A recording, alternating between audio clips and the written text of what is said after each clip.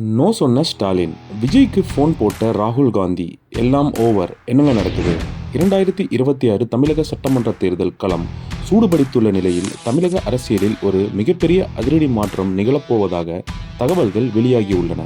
நடிகர் விஜய் தலைமையிலான தமிழக வெற்றிக் கழகம் மற்றும் இந்திய தேசிய காங்கிரஸ் இடையே கூட்டணி பேச்சுவார்த்தைகள் ரகசியமாக நடந்து உள்ளதாகவும் அது முக்கியமான கட்டத்தை எட்டியுள்ளதாகவும் கூறப்படுகிறது.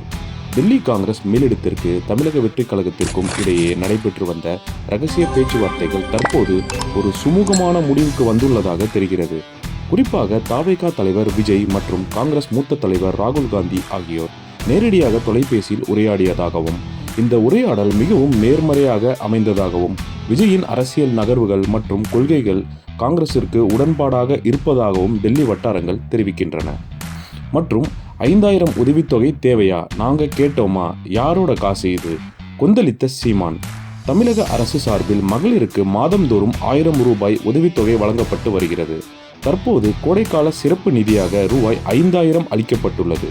இந்நிலையில் ரூபாய் 5000 நாங்கள் கேட்டோமா என்றும் இவ்வளவு நிதி பற்றாக்குறை வைத்துக்கொண்டு இலவசம் கொடுப்பதா என்று நாம் தமிழர் கட்சி தலைவர் மற்றும் ஒருங்கிணைப்பாளர் சீமான் கேள்வி எழுப்பியுள்ளார்.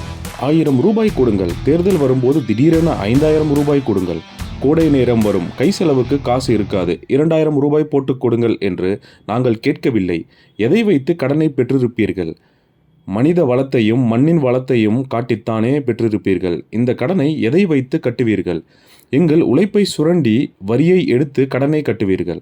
யாரை வைத்து கடன் பெறுகிறீர்கள்? 1,30,00,000 பேருக்கு 5000 கொடுக்கப்பட்டுள்ளது. ஆனால் வீட்டில் உள்ள ஒவ்வொருவரின் பெயரில் 2,00,000 ரூபாய் கடன் உள்ளது. அடுத்த தேர்தலுக்கு அதற்கடுத்த தேர்தலுக்கு எவ்வளவு கொடுப்பீர்கள்? இந்தியா 196 லட்சம் கோடியை கடனாக வைத்துள்ளது. இந்த கடனை எப்போது கட்டுவது? எவ்வளவு கடனை நம் நாடு வாங்கினால் பொருளாதாரம் அடிமையாகி விடாதா என்று நாம் தமிழர் கட்சி சீமான் கேள்வி எழுப்பியுள்ளார்.